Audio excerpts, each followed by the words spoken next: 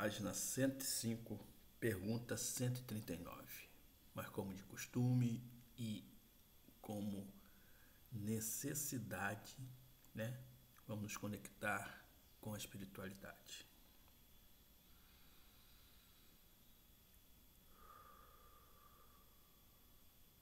Amado Mestre Jesus, bom Espírito presente aqui. Estamos aqui, Senhor, para continuar nosso estudo, para continuar, Senhor, a aprender, para continuar a evoluir e para ajudar esses nossos irmãos desencarnados que são trazidos aqui. Sendo assim, damos iniciado o nosso estudo de hoje. Que assim seja e assim é. Então, meus irmãos, na pergunta 139, ele pergunta assim: alguns espíritos e antes deles alguns filósofos definiram a alma como sendo uma centelha anímica emanada do grande todo. Por que essa contradição? Ao espírito responde assim: não há contradição. Tudo depende das acepções das palavras. Porque não tem de uma palavra para cada coisa? Então, meu irmão, ele quis dizer aqui o seguinte, que nós, que usamos as palavras para definir as coisas, Então, uns dizem que a alma é uma centelha que sai do grande todo, Do grande todo que ele fala de Deus, Outro já acha que nós somos uma centelha do universo. Outro fala que nós somos um átomo, Cada um fala uma coisa, gente, mas isso são só palavras, porque todas estão certas, Então, para você entender a palavra, você tem que entender o contexto, ou seja, o texto, Você tem que entender ele, para você poder adquirir. Por exemplo, ele amou aquela pessoa de toda a sua alma, Então, olha só, ele amou a pessoa de toda a sua alma. Então, quando ele fala alma, quer dizer que essa pessoa está viva. Essa pessoa está encarnada. Então, é um ser que está encarnado, que está amando alguém. Ok? Então, e ele ainda continua assim. O vocábulo alma se emprega para exprimir coisas muito diferentes. Um chama a alma o princípio da vida, e nesta acepção se pode com acerto dizer, figuradamente, que a alma é uma centelha anímica, emanada do grande todo. Estas últimas palavras indicam a fonte universal do princípio vital, de cada ser absorve uma porção e que após a morte volta à massa de onde saiu. Essa ideia de nenhum modo exclui de um ser moral, distinto, independente da matéria e que conserva sua individualidade. A esse ser igualmente se dá o nome de alma, e nesta acepção é que se pode dizer que a alma é um espírito encarnado. Dando da alma definições diversas, aos espíritos falaram de acordo com o modo porque aplicavam a palavra e com as ideias terrenas de que ainda estava mais ou menos imbuídos. Isso resulta da deficiência da linguagem humana, que não dispõe de uma palavra para cada ideia, donde uma imensidade de equívocos e discussões. Eis porque os espíritos superiores nos dizem que primeiro nos entendamos acerca da palavra, ou seja, nós temos aqui palavras que essa palavra define várias coisas, ou seja, uma mesma palavra para as coisas diferentes, Então, é muito complicada a nossa língua, Tanto a portuguesa, japonesa, americana, Então, você tem que associar essa palavra a um texto, para saber o que ele está falando com aquela palavra, Por exemplo, aqui no Brasil a gente fala fila, Já lá em Portugal, ele fala bicha, é uma fila, Então, quer dizer, são palavras que mudam, O significado vai depender de onde você está empregando e como você está empregando. Entendeu?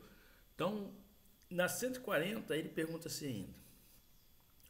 que se deve pensar da teoria da alma, subdividida em tantas partes quanto são os músculos e presidido assim a cada uma das funções do corpo, né? Aí ele responde: ainda isso depende do sentido que se empresta a palavra alma. Se se entender por alma ou fluido vital, essa teoria tem razão de ser. E se entende por alma ou espírito encarnado, é errônea. Já dissemos que o espírito é indivisível. Ele imprime movimento aos órgãos, servindo do fluido intermediário, sem que para isso se divida. Então, por que ele fala assim? Se você entender a alma como fluido vital, né? Por que ele fala isso? Porque lá nos sânscritos, né? Aí já vamos lá para o Oriente, né? Lá nos indianos, né? Naquele povo lá, Egito, Sumério, lá naquele lado lá, o que acontece? Por que ele fala que se a gente definir a alma como um princípio vital? Porque quando se divide em princípio vital, a gente sabe que todo órgão, né, ele tem um fluido ali, né, que nós chamamos de chakras, né? Então, nesse sentido, a alma seria divisível no nosso próprio corpo pelos nossos órgãos, mas é acepção de palavra. Mas aqui, olha só como é que Kardec fala em chakra, mas de um outro jeito, né? Interessante se você analisar isso, né? Porque ele fala assim: isso depende do sentido que se empresta a palavra alma. Se se entender por alma o fluido vital, essa teoria tem razão de ser. Se se entende por alma o espírito encarnado, é errôneo. Ou seja, o espírito encarnado, né, como alma, é indivisível. Mas se entender a alma como princípio vital, que é o fluido vital, né, que é aquela energia que nós temos, por isso que não se passe. E quando a gente dá o passe, né, primeiro a gente limpa, depois a gente concentra a energia, a gente concentra em alguma parte. Aí dá nos chakras, né? Ou seja, a gente reabastece, energiza, magnetiza aquela parte que está faltando energia, né? Que está com a energia baixa. Então, nesse sentido, é que a alma é divisível, ok? Aí ele na letra A fala assim ainda: entretanto, alguns espíritos deram essa definição. Os espíritos ignorantes podem tomar o efeito pela causa, né? Então, o que ele quer dizer isso? O efeito pela causa. Os mais ignorantes, né, vai dizer que se eu estou com um problema no meu coração, né, ele vai dizer que é um espírito ruim. É um espírito ruim que está ali, né? Então, nós que estudamos já sabemos se ele está com problema no coração. Ele pode trazendo esse problema orgânico, que pode trazer esse problema orgânico, né? Ele vem aqui com essa deficiência orgânica. Pode ser também um dos seus corpos, né? Mas vamos deixar esse negócio de corpo mais lá para frente. Mas pode ser também que ele tenha uma dívida kármica em outra vida e traz essa mágoa dele, ele no seu subconsciente está sofrendo, está passando por isso, né? Pode ser diversas coisas. Os espíritos ignorantes, né? Ele acha que não, que cada órgão tem um espírito. Não é, gente. Nós somos um ser indivisível. O que pode estar acontecendo, né? Que nós, como somos corpos, né? Nós podemos estar o quê? Com algum problema num desses seus corpos, e lá no meu duplo etéreo está acontecendo isso, que quando você adoece seu corpo físico, é porque o espírito já está doente, né? O seu perispírito, ele recebe essa energia negativa, passa para o duplo etérico, o duplo etérico passa para o corpo físico. Então, por isso que nós temos que tratar do corpo, mas também da alma. E como é que se trata a alma?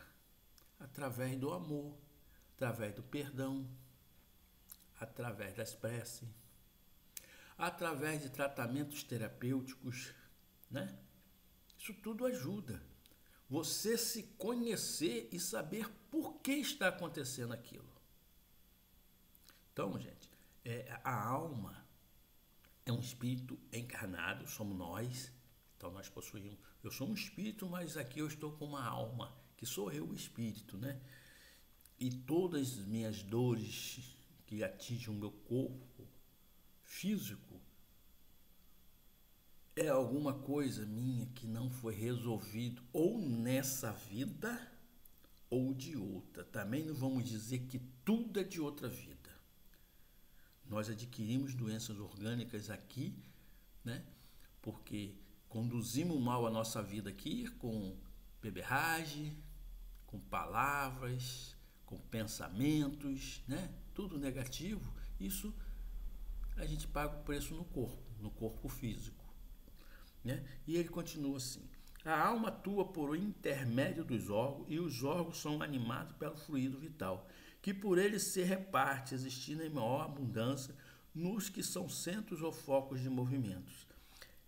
Esta explicação, porém, não procede desde que se considere a alma como sendo o espírito que habita o corpo durante a vida e o deixar por ocasião da morte, né?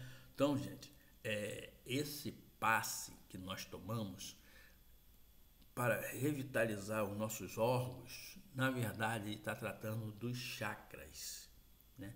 Então, cada chakra nosso corresponde a um órgão, tá?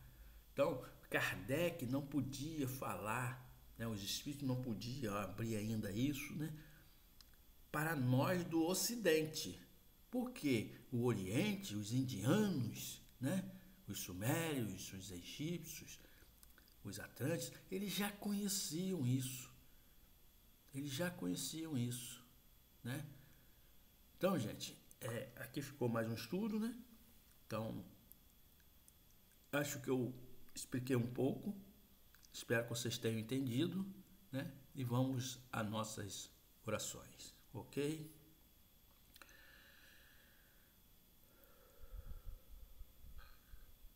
Obrigado, bom espírito presente aqui. Muito obrigado pela ajuda de vocês, pelas orientações. Muito obrigado pela intuição que vocês têm me dado. Obrigado por muitas vezes vir assoprar no meu ouvido o que tem que ser dito. Sendo assim, damos término a esse estudo, agradecendo esses irmãos desencarnados, esses caravaneiros que estão aqui recolhendo eles.